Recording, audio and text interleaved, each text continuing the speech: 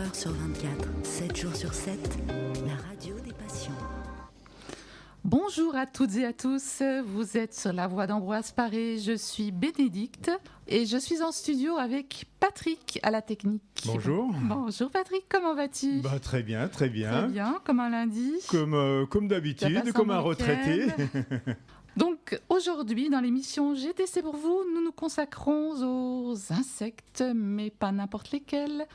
Nous nous consacrons aux insectes comestibles. Nous allons peut-être présenter nos invités. Oui, bien sûr. Nous avons la joie d'avoir Sébastien et Annie en studio. Merci d'avoir accepté notre invitation. Bonjour Bénédicte, merci de nous avoir invités. Bonjour Sébastien. Bonjour Bénédicte. Bonjour Annie. Récemment, j'ai découvert au rayon apéritif quelque chose d'innovant, à savoir des boîtes de Molitor. Alors, il faut savoir que les Molitor, peut-être vous pensez à la piscine ici tout près, mais les Molitor, ce sont des verres de farine qui se mangent.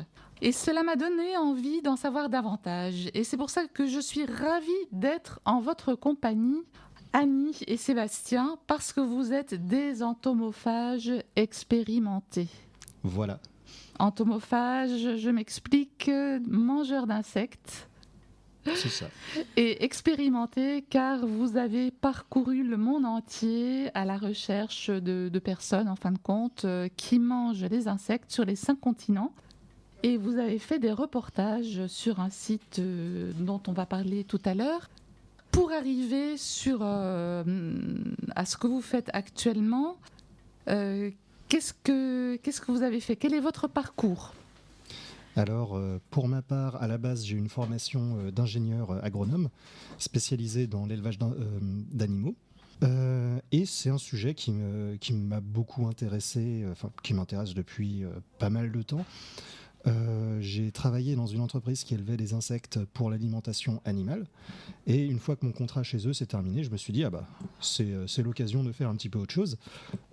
J'avais notamment ce projet de visiter des pays autour du monde où les gens consommaient des insectes de façon courante, histoire de documenter ça un petit peu, mais d'un point de vue gastronomique en fait. Alors Sébastien, quand vous dites que vous avez travaillé pour une entreprise qui était dans les insectes, mais pour l'alimentation animale, est-ce que c'était en France ? Oui, c'était en France, oui. Donc déjà, on nourrit les animaux avec des farines d'insectes. En tout cas, il y a des projets qui vont dans ce sens-là. Donc l'idée étant vraiment d'élever des insectes faciles à élever en masse, histoire d'utiliser ces protéines-là dans la formulation d'aliments pour animaux, comme par exemple les saumons. D'accord, donc pour les saumons, est-ce qu'on peut envisager aussi pour le chat, le chien ? Oh oui. Ça ne se fait pas encore ou... Ça peut s'envisager. Je ne suis pas certain si ça se fait encore ou pas, mais ça peut complètement s'envisager. D'accord, donc vous avez travaillé dans cette entreprise et donc après, de là, vous avez eu le projet de mener votre tour du monde ? Voilà. Mais par rapport aux insectes comestibles pour l'homme. C'est ça. Donc vraiment l'idée, c'est... les gens commencent à entendre de plus en plus parler de la possibilité de consommer des insectes et souvent ce qu'ils entendent c'est les aspects nutritionnels qui sont très intéressants, le fait que ce soit particulièrement bon pour l'environnement à partir du moment où c'est élevé de façon disons correcte. Par contre, ils entendent rarement parler juste des possibilités culinaires qu'il peuvent y avoir derrière. On leur donne un grillon, ils vont pas savoir comment le cuisiner. Ils vont pas savoir. C'est sûr. Ils vont pas forcément on n'a pas eu savoir comment l'éducation, c'est clair. Exactement. Et je n'ai pas le livre de recettes qui va avec. C'est bien ça le problème. Et donc du coup, c'est là où nous, on a voulu aller voir les gens qui font ça depuis des années, des centaines d'années même.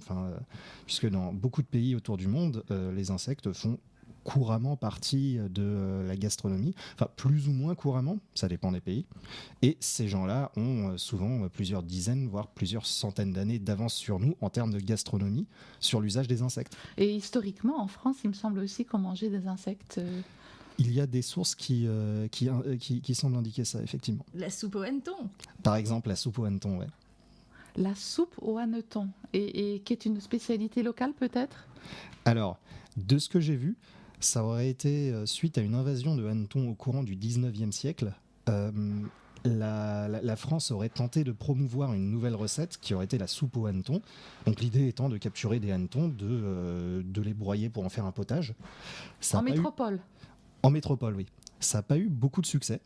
Mais nos voisins allemands ont vu ça et se sont dit « Hey, il y a une nouvelle recette française, bah vas-y, on va faire ça ». Et du coup, ils ont tenté de reprendre ça de leur côté. Je crois que ça a eu plus de succès chez eux que chez nous. Et du coup, ça s'appelle la Maikäfersuppe.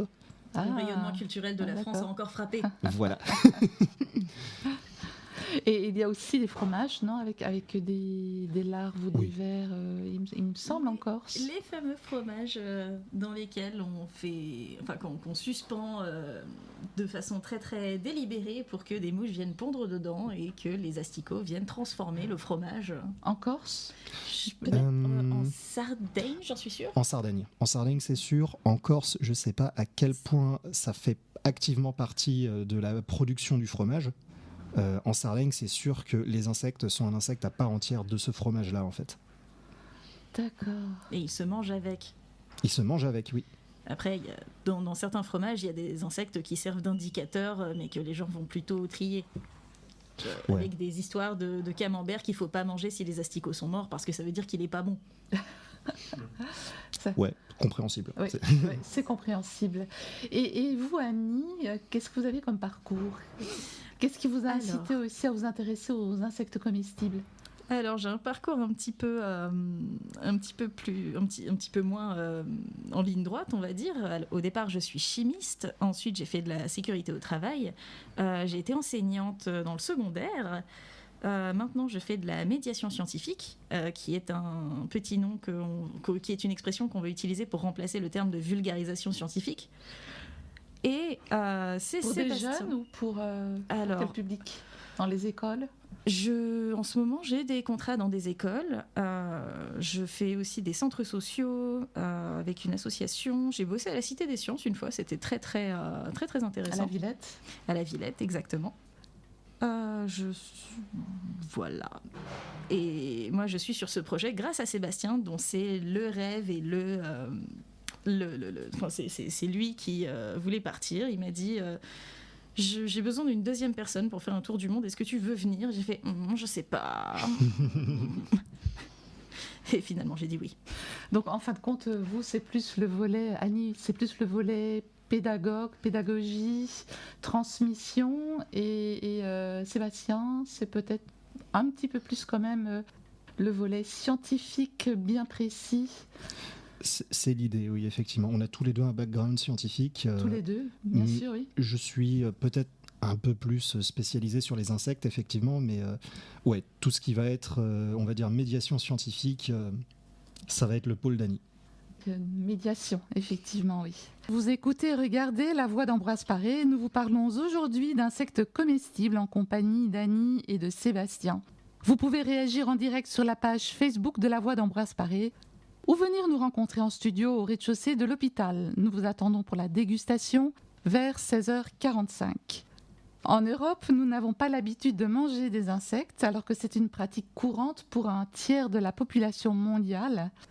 Vous, Annie et Sébastien, vous avez entamé un tour du monde pour démontrer que les insectes sont appréciés dans beaucoup de pays. Nous pouvons suivre vos péripéties sur votre blog Les Criquets Migrateurs. Il y a des vidéos de voyage, des fiches d'insectes et des recettes de cuisine. J'aimerais parler de votre tour du monde. Vous avez sélectionné 8 pays pour donner un aperçu de la diversité de la gastronomie entomocole. Vous avez commencé avec le Japon. Alors, il se fait que le Japon, je connais bien. J'ai vécu 2 ans et demi au Japon, parmi les Japonais. En revanche, j'étais près de Nikko, si ça vous parle. Nikko, c'est au nord-ouest de Tokyo. D'accord, ok. Je suis pas sûr. Et j'ai vécu là de 94 à 97, D'accord. à Ashikagashi, dans la préfecture du Tochigi. D'accord. En revanche, je n'ai pas vu l'ombre d'un insecte comestible. C'est pas impossible. C'est une région montagneuse ou pas ? C'est volcanique comme partout. Disons qu'on voit des volcans un petit peu partout. D'accord. Oui, c'est pas impossible qu'il y ait plus Parce que vous avez forcément d'insectes à ce commencé moment-là. avec le Japon. Et comment se fait-il que, personnellement, moi qui ai vécu, je n'ai pas vu d'insectes. Vous, par contre, vous avez commencé votre tour par le Japon. Alors, oui.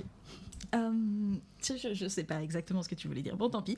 On a commencé notre tour par le Japon parce que ça coïncidait bien avec le calendrier, mais ça nous a aussi permis de jouer sur le fait que quand on pense pays où les gens mangent des insectes, on ne pense pas au Japon.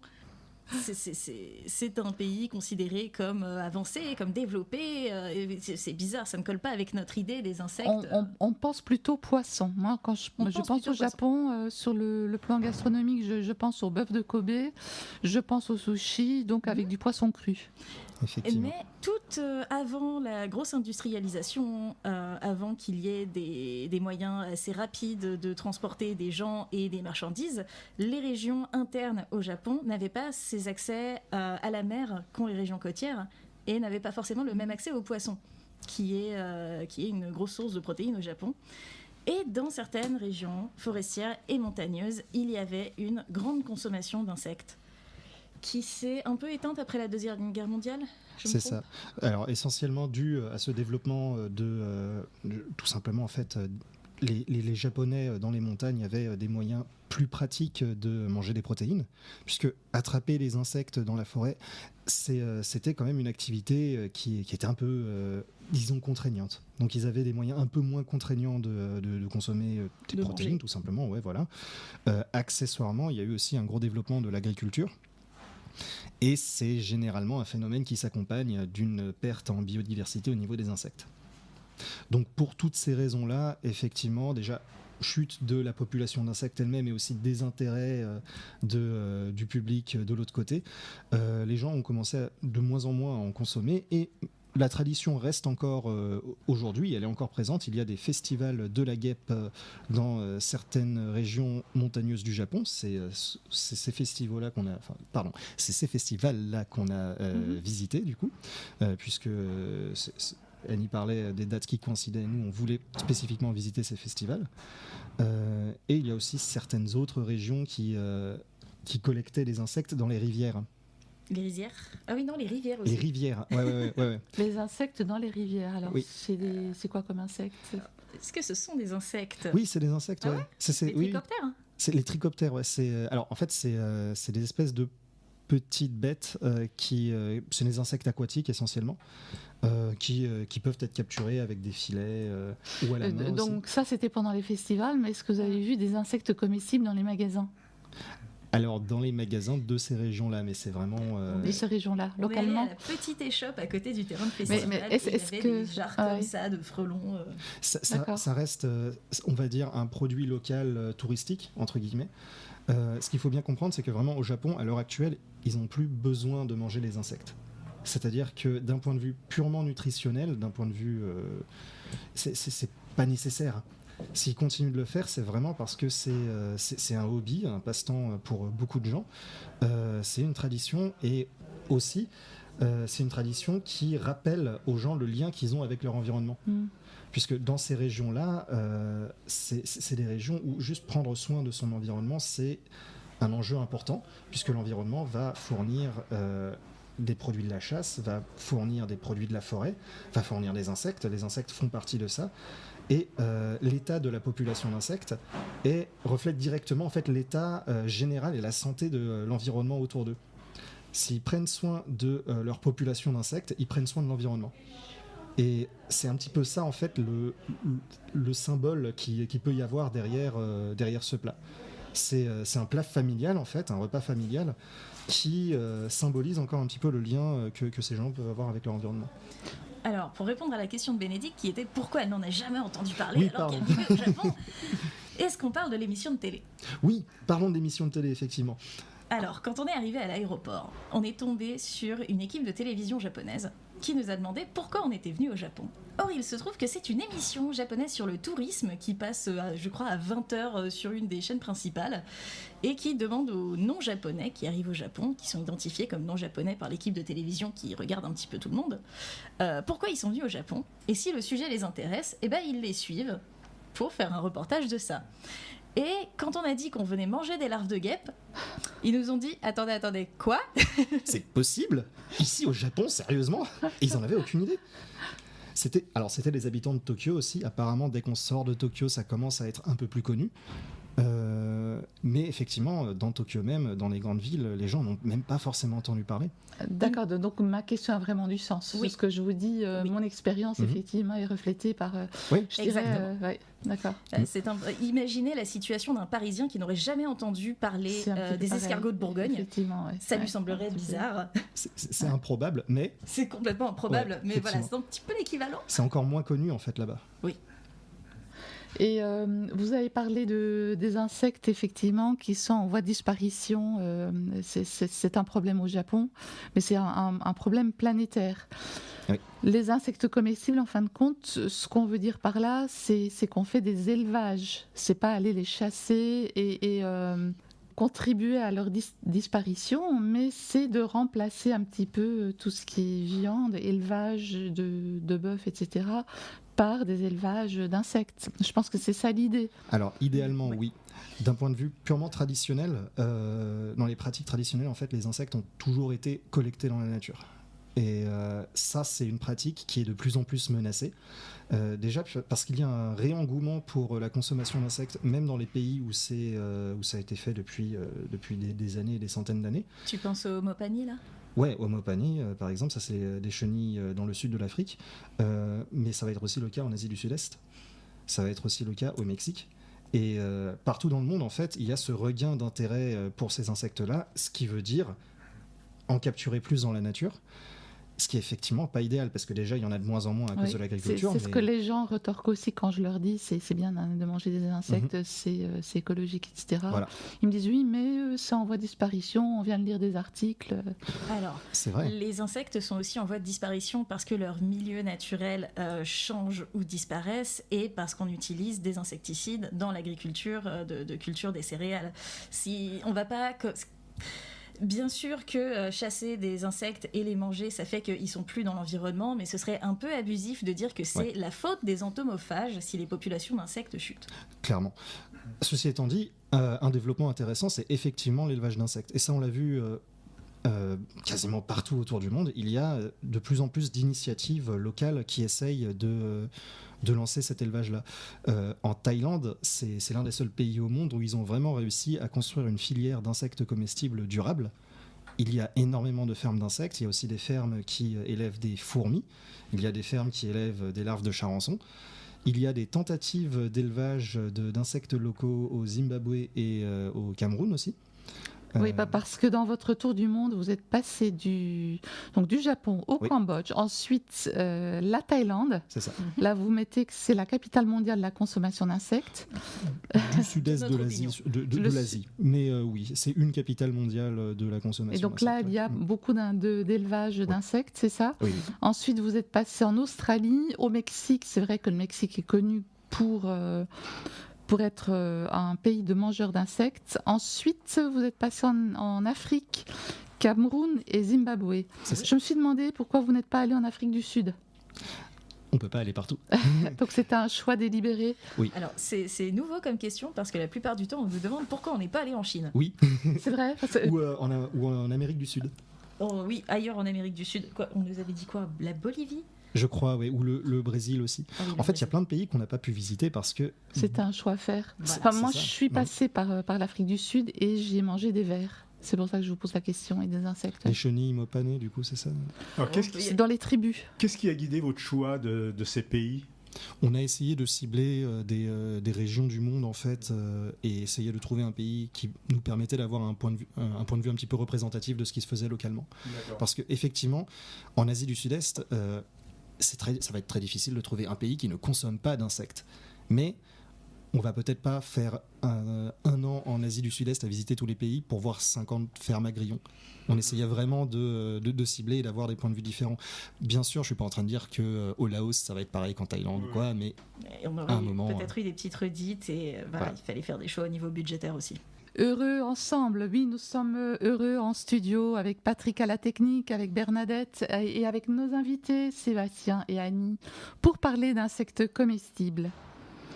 Donc Annie et Sébastien, vous êtes nos invités globetrotters et entomophages. Entomophages, mangeurs d'insectes, car pour les animaux on dit insectivores. Vous avez parcouru à deux le monde pour découvrir une tradition alimentaire bien spécifique, la consommation d'insectes. Votre tour est fini depuis fin 2018, c'est bien ça? C'est ça. Et qu'est-ce que vous en tirez comme conclusion? Ou est-ce que vous désirez ajouter quelque chose d'important que vous avez vu pendant ce tour où vous avez sillonné le globe, donc les 5 continents? Est-ce que vous avez autre chose à rajouter? Et juste pour rebondir sur ce retour d'antenne, dans le monde, personne ne mange des insectes. C'est ça. Ça peut paraître surprenant comme ça, mais Personne. voilà. Les gens mangent des aliments. Et ils n'ont pas forcément conscience si ces aliments comptent dans la catégorie insectes ou pas.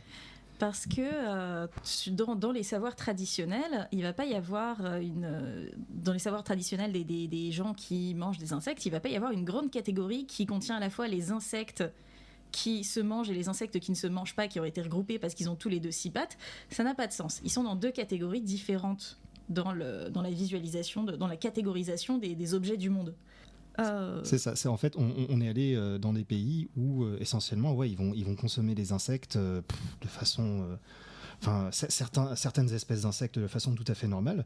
Mais alors dès qu'on parle de consommer un autre type d'insecte, ils sont en mode oula, mais non, attends, on peut pas manger ça, mais c'est dégoûtant. En fait, c'est un petit peu dans la tête aussi. C'est comme nous en France. C'est ça. Pour nous, insectes, c'est tabou. Ouais. c'est un petit peu comme si on disait qu'on mangeait des oiseaux. Ouais. Je veux dire, c'est techniquement vrai, mais on mange pas forcément toutes les espèces d'oiseaux. Ouais. Et par exemple, ça nous viendrait pas forcément à la tête de manger une autruche. Ça se mange, l'autruche. Ça se Après, mange. C'est vrai, ça se mange. Ça se mange, vrai. ça Mais se vend même chez Picard, je pense. Comme le kangourou, du kangourou, C'est pour vrai. nous, Oui, c'est oui, oui. Mais si je me baladais dans la rue avec quelqu'un qui savait que je mangeais des oiseaux et que cette personne me montrait un pigeon en disant « c'est ta nourriture, ça !» Je lui dirais « Non, attends, t'as pas compris. Pire, manger des mammifères. Techniquement, c'est vrai, on mange des mammifères, mais en fait, on le visualise pas forcément comme ça. On s'exprime pas comme ça. Voilà. Et puis je dirais même moi, je pensais que les araignées c'était des insectes et ce ne sont pas des insectes. Effectivement, mais d'un point de vue gastronomique, on va pas faire de chichi, ça compte quand même. Et puis, c'est très très bon aussi. C'est très bon, c'est Honnêtement, vrai. Est-ce qu'on ouais. Qu'est-ce que ça a devrait, comme goût devrait en faire la promotion? Je ne sais pas. Alors, c'est vrai que la chasse à la migale au Cambodge pose des problèmes par rapport aux migales, puisqu'il y en a de moins en moins. Néanmoins, c'est vraiment très Pour bon. la préservation des Ouais. espèces, effectivement. Mhm, On effectivement. connaît un projet qui va se faire dans le futur pour essayer d'élever les migales, Oui. pour potentiellement arrêter de les chasser dans le futur. Donc effectivement, comme vous disiez tout à l'heure, les gens qui veulent une des sources d'insectes ou de bestioles en général comestibles plus fiables et qui ne puissent pas dans l'environnement vont se tourner vers l'élevage. Mais comment dire, beaucoup de ces élevages sont encore au stade expérimental. Pourquoi ? Parce que, comme disait je ne sais plus qui, on élève les vaches depuis 8000 ans Oui, et c'est on ça, a oui. ça de retard pour les insectes. Essentiellement, ouais. J'ai une petite question. Les cafards, ce sont des insectes ou pas ? C'est des Oui. insectes. Parce que, bon, vous parlez de préservation des espèces. Le cafard de Madagascar est en voie de disparition. Et il y a des zoos dans le monde entier, dans le Bronx et près de Londres, qui ont des initiatives assez amusantes. Par exemple, pour la Saint-Valentin, de baptiser son ex, de baptiser un cafard du nom de son ex. Donc on donne, je ne sais pas si vous êtes au courant de Oui, ce j'ai genre entendu ça. d'initiative. J'ai entendu ça. C'est une effectivement. petite parenthèse. Ça en dit plus sur nos représentations que sur les cafards. Je ne sais pas si les cafards, d'autre part, se mangent. Alors, il me semble que les cafards qu'on nomme sont donnés aux suricates. C'est-à-dire qu'on va prendre un cafard, on lui dit bon bah toi tu t'appelles Jean-Michel et hop on le donne au suricate à manger, comme ça le suricate mange ton ex en fait. D'accord. Voilà. C'est ça, on s'en débarrasse. D'accord. Et en fin de compte, c'est vrai que les Français, ils sont assez, comment dire, ils font la fine bouche quand on parle de manger des molitors et autres. Mais déjà ici, on mange des aliments voisins. Je pense C'est aux vrai. escargots, les crevettes, les huîtres vivantes.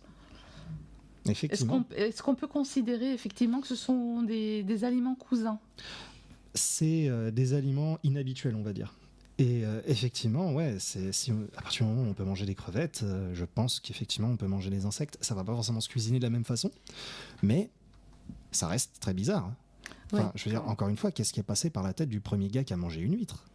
Ouais. En C'est- plus, c'est vivant. Ouais, Alors que les insectes qu'on propose en France, donc on peut les acheter sur Internet ou dans des grandes surfaces ou même dans des bars et des restaurants. À Paris, il y a des bars et des restaurants où on peut commander des insectes. Eh bien, tous ces insectes, on les propose grillés ou cuisinés. Ce n'est pas des êtres vivants comme des huîtres. Non, il y a certaines pratiques, mais très marginales, de consommation d'insectes vivants. Typiquement au Japon, on a eu l'occasion de goûter des larves de guêpes vivantes quand on les sortait vraiment à ce moment-là, mais en sashimi en fait, donc trempé dans un petit peu de sauce soja avec un peu de wasabi. Alors, mais quand généralement, on les sortait directement du nid. Oui, voilà, sorti directement du nid. Et le wasabi fait passer le goût parce que c'est très fort, Non, le wasabi. c'est très bon. Non, Ah, mais wasabi, les larves sont extrêmement bonnes. Hein. Ouais. En fait, elles ont un bon goût de lait de coco. D'accord. Mais C'est généralement, surprenant. autour du monde, même si des gens vont goûter les insectes crus, la pratique courante, c'est quand même de les cuisiner. Oui. Je dirais, ne fût-ce que mentalement, je dirais, Oui, vous aussi. me parlez de ça, effectivement de larves vivantes. Je mange des huîtres. Franchement, maintenant je suis habituée et j'aime ça aussi parce que je sais que sur le plan, comment dire, pour la santé, c'est un bon aliment. Donc je prends plaisir à manger des huîtres. Et je pense que la démarche pour manger des insectes, c'est pareil. Oui. Il faut commencer, je ne vous dis pas qu'il faut commencer, mais une fois qu'on a goûté et qu'on se dit dans la tête que c'est bon pour la santé. Et que c'est un aliment, tout simplement. Alors, il comme ne un faut autre. pas dire que c'est pas bon. Il faut dire qu'on n'aime pas, mais il ne faut pas dire que c'est pas bon. C'est ça. C'est peut-être ça la nuance aussi. En tant que cuisinière, je voudrais dire que parfois on a le droit de dire que c'est pas bon, hein, des fois c'est raté. Oui, mais ça C'est dépend de vrai. la cuisinière Ah, ou Annie. du cuisinier, parce qu'on va pas faire de sexisme. Mais c'est vous qui cuisinez, Annie? C'est vous qui cuisinez des insectes de temps en temps? Nous deux cuisinons. Nous deux, oui. Ouais. Et qu'est-ce que vous conseillez comme recette? Est-ce que vous avez une recette fétiche? Ah. Alors, si on peut, si vous Si on voulez a accès rester, à tous les insectes du monde. voilà. Si vous voulez rester sur le japonais, il y a la préparation en tsukudani. Essentiellement, ça consiste à faire bouillir les insectes dans de la sauce soja et du mirin et du sucre. Et Excusez-moi, avant le sucre, vous avez dit quoi? mirin ou mirin, je suis pas sûr comment ça se Qu'est-ce que prononce. C'est un genre d'alcool sucré de cuisson. D'accord, C'est un du alcool de cuisine. saké Quelque sucré. chose comme ça. C'est ça, essentiellement, ouais. Il y a d'autres recettes qu'on a vues autour du monde. Les Mexicains font cuire les insectes au four et ensuite ils les font passer à la poêle sans aucune matière grasse, sans aucun ajout de liquide, avec quelques épices comme du sel, du piment, du jus de citron. Du coup, Et de sans l'ail. adjonction d'eau, mais le jus de citron compte comme un liquide. Oui, voilà. Et c'est extrêmement bon. D'accord. Et là on parle d'insectes cuisinés comment dire, pour l'apéritif ou de façon salée. Mhm. Est-ce que vous avez aussi des recettes sucrées? Oh. Le tsukudani est, je pense, ce qui se rapproche de Oui. plus, Ouais, la peut-être, recette ouais. japonaise, du coup, effectivement. C'est sucré-salé. On a Oui. mangé de la glace aux larves de fourmis.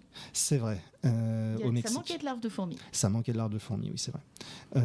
Ceci étant dit, il y a une recette thaïlandaise, c'est le myang.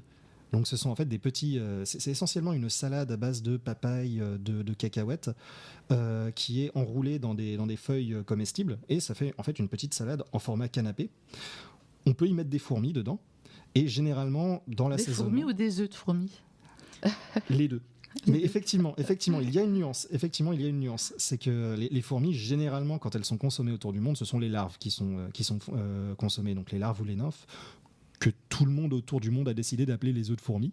Ah, ce Généralement. sont les lymphes, d'accord. C'est ça. Ça dépend des espèces. Et puis, on a vu les hormigas chicatanas au Mexique. C'est On vrai. a vu les fourmis tisserandes utilisées comme condiment Ouais. en Thaïlande. Non, mais je trouve que au niveau larves adultes, les deux sont mangés chez la Les fourmi. deux sont mangés, ouais. Et vous disiez tout à l'heure en antenne qu'en termes de protéines, ça vaut largement un steak. Alors, ça Oui. dépend combien. Ça dépend Oui, l'insecte ça dépend aussi, combien. mais essentiellement, Mais oui. bon, il en faut pas beaucoup apparemment pour C'est ça. Mhm. avoir l'équivalent d'un steak. Exactement.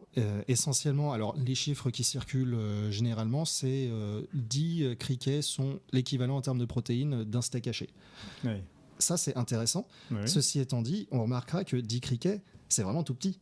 C'est-à-dire Ah que ça se consomme C'est très, petit très aussi, facilement. c'est vrai, c'est Et vrai. pour moi, en fait, c'est là aussi où il va y avoir un deuxième blocage, en fait, juste tout simplement au niveau de la cuisine française. C'est que nous, on n'a pas l'habitude de gérer la viande de cette façon-là. Très souvent, les plats qu'on mange, il va y avoir la pièce de viande ou le poisson ou, entre guillemets, en fait, l'animal, et ensuite l'accompagnement à côté. C'est compliqué de mettre ça en place avec les insectes, puisqu'ils sont vraiment pas très gros. Ils sont tout petits. Ils sont tout petits et donc en fait ils vont plus être incorporés dans les plats qui sont préparés ou alors vraiment servis à côté sous forme d'apéritif. Et gastronomiquement parlant, en fait, c'est une fonction culinaire que je ne sais pas si on sait très bien gérer en France. Donc au-delà en fait de juste goûter et dépasser son dégoût culturel, derrière il va falloir comprendre quelle recette on peut utiliser. Et en fait, juste sortir carrément de la conception qu'un plat, c'est une pièce de viande, un accompagnement. Les insectes font, en fait, réconcilient ces deux pôles de l'assiette en un seul plat. Mais en cuisine, les choses changent et donc Oui. des émissions vont sortir pour proposer des recettes, je pense. Ça serait vraiment bien. D'ailleurs, Comme- une émission que je vous recommande, c'est Les Criquets Migrateurs. Puisque, en fait, c'est aussi pour ça qu'on fait ça. On a aussi essayé de documenter les recettes autour du monde. On a fait des petites vidéos culinaires qui sont disponibles sur notre Sur blog. votre du coup. blog, C'est oui. ça. Et histoire de montrer vraiment ces recettes aux gens. Alors après, c'est des recettes traditionnelles d'autres pays. C'est C'est pas une tentative d'adapter les insectes disponibles actuellement sur le marché à la gastronomie française. Et on n'a pas fait de criquet bourguignon. Ça serait drôle. Ce Mais serait très drôle, mais je vois pas comment. je vois pas non plus. On a fait une petite vidéo avec des recettes françaises en tout cas. Ou en tout cas des recettes françaises mais avec des insectes. Adapté, Des brochettes adapté. d'insectes non plus, de criquets non plus. C'est Au faisable. barbecue. Au barbecue, Franchement, il y a moyen. barbecue, Au barbecue, il y a à la une- bière, au vin français. non mais Alors, au barbecue, on peut faire ça avec les chenilles de Wichetti. Ça, ce sont des grosses chenilles australiennes qu'on trouve dans les racines des buissons Wichetti dans le désert. absolument introuvable en France. Absolument introuvable en France. Par contre, délicieux en barbecue, effectivement. Concernant le vin, alors je ne sais pas si on peut faire du vin aux insectes, mais alors par contre, ça arrive dans pas mal de pays autour du monde de prendre l'insecte le plus venimeux qu'ils puissent trouver et ensuite le faire infuser dans une bouteille d'alcool. On a vu ça au Japon notamment. On a Et bu du saké au Sans frelon. danger, sans danger. C'est Ah bah c'est très dangereux pour les insectes, parce Oui. qu'ils finissent noyés, mais alors par contre non, pour nous, aucun risque. Au niveau du venin, j'en boirai pas 5 litres, mais en même temps, l'alcool va m'empêcher d'en boire 5 litres de toute façon. Exactement. Pour finir empoisonné au venin en buvant du saké au frelon, je pense qu'on mourra de l'alcool avant, quoi, c'est ça. ah, Et donc effectivement, ouais, ils capturent les frelons, C'est- ils les font infuser dans des jarres d'alcool, généralement du whisky ou du shochu. On a vu ça. Alors, on a vu ça en Asie du Sud-Est aussi, au Cambodge. Si vous allez au Cambodge, dans les marchés touristiques, vous allez très facilement trouver des bouteilles d'alcool dans lesquelles des scorpions ont infusé. Des serpents aussi parfois. Ouais, des serpents Je aussi. sais pas comment ils l'ont fait entrer dans la bouteille. Je sais pas non plus. Et surtout, les serpents se ressemblent à chaque fois. C'est un peu louche. Mais ceci étant dit, on n'est pas certain de la dimension traditionnelle. Peut-être que c'est vraiment juste un truc à destination des touristes. des attrapes touristes Ouais, ouais. peut-être. Voilà. Au Japon, on est sûr que c'est vraiment un truc Oui, local. oui, sûrement, oui. Ouais. En Asie du Sud-Est, on est moins sûr. Ce qui est certain, c'est que au Mexique, ils font infuser des vers d'agave. C'est des toutes petites chenilles. Ils les mettent dans les bouteilles de mezcal. Vous savez, c'est la légende de la chenille dans la bouteille de tequila. En fait, c'est pas de la tequila, c'est du mezcal. Ce qui est à peu près équivalent. Je crois qu'il y a une histoire de le tequila, c'est du mezcal, mais tous les mezcals ne sont pas de la tequila ou l'inverse. Oui, de la même façon que certains mousseux sont du champagne, mais pas tous. Voilà. Quoi qu'il en soit, cet insecte-là, s'il a été mis là, c'est très probablement une stratégie marketing à destination des États-Unis. Vous écoutez La Voix d'Ambroise Paré, je suis Bénédicte et nous parlons aujourd'hui d'insectes comestibles avec Patrick et avec nos invités Sébastien et Annie. Donc Sébastien et Annie, pourquoi manger des insectes ? Oh, il y a pas mal de raisons. La plupart des gens qui consomment des insectes autour du monde font ça alors parce que ça va être une des ressources qu'ils ont dans leur environnement, mais aussi parce que c'est très bon. Maintenant, de nos jours, Très bon, vous voulez dire le goût ? Oui, concrètement, c'est ça. C'est C'est très apprécié et il vaut mieux que ce soit très apprécié parce que dans certains pays, c'est plus cher que le bœuf. Oui, effectivement. Ça peut être potentiellement facile à attraper ou à élever, mais alors par contre, sur le marché, le prix explose complètement. Maintenant, dans un contexte, on va dire, plus européen, ça peut être intéressant par rapport à des problématiques environnementales. C'est-à-dire que élever des insectes, ça permet d'émettre moins de gaz à effet de serre. Les insectes permettent de valoriser la nourriture aussi de façon beaucoup plus intéressante. Par exemple, pour produire 1 kg de viande de bœuf, il faut quelque chose comme 10 kg de nourriture. Là où pour produire 1 kg de criquet, on va avoir besoin d'1,5 kg de nourriture. Donc c'est très écologique, oui. Ouais, 1,5 kg, ouais, effectivement. Et encore, ça, ce sont les données qu'on mesure actuellement au début de l'élevage d'insectes. Puisque ce qu'il faut savoir, c'est que plus ça va, plus on arrive à élever des animaux, en fait, plus on les sélectionne pour qu'ils soient de plus en plus efficaces. Si on arrive à faire ça avec les insectes, on peut être encore plus efficace que 1,5 kg. Puis moi, je dirais aussi, ce qui est aussi intéressant, c'est de varier la nourriture. Ça, Oui. Mais la population augmente, il n'y a plus assez de ressources pour nourrir tout le monde. Donc il va falloir trouver des... Non ? Effectivement. Alors, après, il y a assez de ressources pour nourrir tout le monde et il y a beaucoup de problèmes de logistique aussi. Oui. Et de nourriture qui est produite à un endroit où il y avait déjà assez et qui n'est pas produite à un endroit où il n'y a pas assez. Enfin, comment dire ? Globalement, il y a assez pour nourrir tout le monde. D'après la FAO, oui, on produit D'accord. à l'heure actuelle suffisamment de nourriture pour nourrir 12 milliards d'êtres humains. Ah d'accord, parce que il y a pas longtemps à la télévision, il disait que on avait déjà consommé, je sais plus à quelle date, 1,5 terre. Oui. Alors, C'est comment dire, plus sur les différent, ressources. C'est les ressources qui se renouvellent par an et effectivement il y a un petit souci de renouvellement. Mais pour ce qui est juste de produire pour combien de personnes actuellement et encore ça fait quelques années que le chiffre avait été calculé, on produirait pour 12 milliards d'habitants, mais il y a des pertes. D'accord. Et l'Organisation des Nations Unies, donc l'ONU, avance que les insectes, c'est la nourriture du futur. Et l'ONU y voit même un moyen de résoudre le problème de la faim dans le monde. Et j'aimerais au fait savoir, est-ce que vous savez combien d'espèces d'insectes sont comestibles ? Alors, on connaît 2100-2200 espèces d'insectes comestibles dans le monde. Il est possible qu'il y en ait plus. Parce que c'est vraiment une question de documenter, en fait, de faire la recherche et de trouver lesquels sont comestibles ou pas. Et en France, on peut en trouver combien d'espèces différentes ? Comestibles ? Alors on va déjà pas les chercher. Oui. Parce que avec on va pas les chercher dans la nature, non. C'est tout à fait déconseillé. Oui, complètement. Avec les pesticides, les pesticides, les insecticides et aussi tout simplement, on ne sait pas trop où il a traîné l'insecte. Oui, et puis il y a des insectes toxiques aussi, tout simplement. Oui, aussi. Il faut savoir lesquels sont bons. Comme les champignons, il faut être exactement quand même comme les connaisseur. champignons, oui, tout à fait. Ou comme les fraises des bois, où on ne sait pas très bien ce qui s'est... Même si la fraise des bois n'est pas toxique en elle-même, on ne sait pas très bien ce qui s'est passé. Les renards sont taquins. On a, après, comme on aime beaucoup les fraises des bois, on va les manger quand même, on accepte le risque, mais autant ne pas développer une appétence pour les insectes qui ferait qu'on irait les manger dans les champs n'importe où, alors que ce n'est pas très très prudent. Surtout que ça s'élève. Il faut la traçabilité aussi, oui, c'est ça ? Complètement. Et donc dans les insectes qui sont vendus en France... Ouais. On va avoir, alors le trio gagnant, c'est criquet, grillon, ver de farine. Que nous avons apporté aujourd'hui d'ailleurs. Effectivement. Il y a d'autres insectes qui commencent à se développer, notamment des vers buffalo. Alors ça, c'est comme le ver de farine, des mais gros. Plus petit. Pas les cigales ? C'est plus petit, oui. Pas les cigales ? C'est une bonne question. Bonne question, les cigales. Mais au Japon, on avait vu de la mue de cigale. De la mue de cigale, oui, effectivement. Ils ne mangeaient pas les insectes, ils mangeaient que les mues. Ah, d'accord. Et du coup, c'est renouvelable en fait, parce que l'insecte va faire beaucoup de mues au cours de sa vie. Effectivement.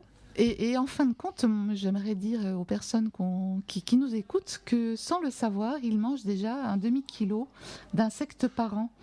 Car ils sont naturellement présents dans les jus, les fruits, les légumes et dans le colorant alimentaire E120, fabriqué à partir de la cochenille. La cochenille. Donc la cochenille, c'est ce qui donne la couleur rouge à certains aliments. Je pense aux fraises tagada par exemple, ou dans le salami, ou dans certains jus de fruits.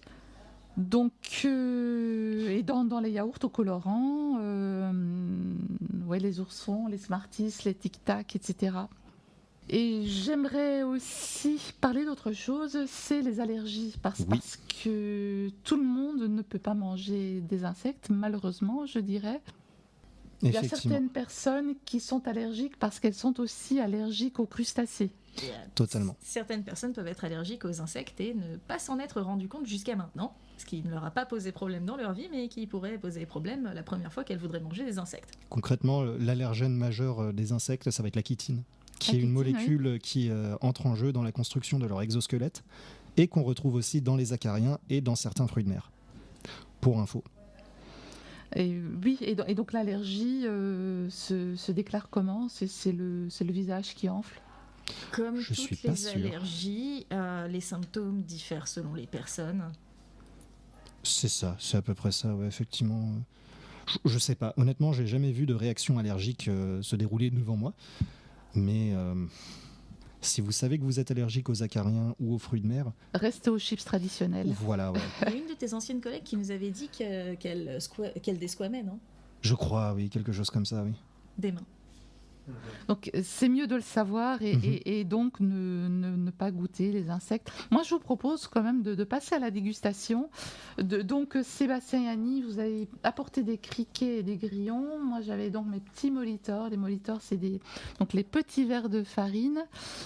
C'est le stade avant le scarabée. En quelque sorte le scarabée qu'on retrouve dans la farine. C'est bien ça, Oui. Sébastien, Voilà, ouais, c'est ça. Je dis pas trop de bêtises. En fait, c'est le scarabée qu'on retrouve dans la farine a 3 phases de vie, un petit peu comme le papillon. C'est-à-dire qu'il va avoir la larve, ensuite il va avoir une phase immobile, un petit peu sa chrysalide, entre guillemets, et ensuite il se transforme en scarabée adulte. Et ça, du coup, c'est le stade larvaire. Là, c'est le stade de larve. Et donc, je les ai choisis. Je regarde sur la boîte au sésame et au cumin. Je me suis abstenue de l'ail. Je me suis dit que dans le studio, c'était peut-être préférable. Et sinon, il y en a aussi du sucré. J'avais vu même, maintenant c'est autre chose, là je parle de l'apéro, mais Ils sont au caramel, non, maintenant ? Oui. pour les desserts et dans les glaces aussi, les sucettes, on trouve aussi des farines d'insectes Oui, c'est vrai, oui. Effectivement, et des barres de céréales avec des insectes. totalement, puisque tout le monde n'a pas forcément envie de manger, de voir l'insecte quand il les mange. C'est très européen, ça d'ailleurs, c'est très occidental. On se dit, on aime bien le côté nutritionnel en fait des insectes et le côté environnemental. Par contre, on ne veut pas voir l'insecte. Et du coup, il y a effectivement un courant gastronomique en fait qui consiste à cacher l'insecte. C'est-à-dire en faire de la farine ou des barres ou des steaks. Moi je pense qu'on peut même jouer à un jeu avec nos proches, à moins qu'ils ne soient pas allergiques aux crustacés, c'est de leur bander les yeux et leur demander de goûter. Et ensuite, voir leur réaction et leur dire qu'après coup, qu'ils ont mangé des insectes. Je ne sais pas ce que vous en pensez. Alors, pour préserver la respectabilité de notre activité, je ne me livrerai pas à ce genre d'expérience, mais vous êtes libre, vous êtes absolument libre de soumettre vos proches à cette expérience. Je sais que les miens, ils refuseraient, ils me connaissent. Et donc ici en studio, nous avons bel et bien des molitors, des petits verres, donc que je montre à la caméra. Ensuite, Annie et Sébastien nous ont apporté des grillons. Donc je vais déballer, car pour ceux qui désirent se joindre à nous et goûter, le studio est ouvert.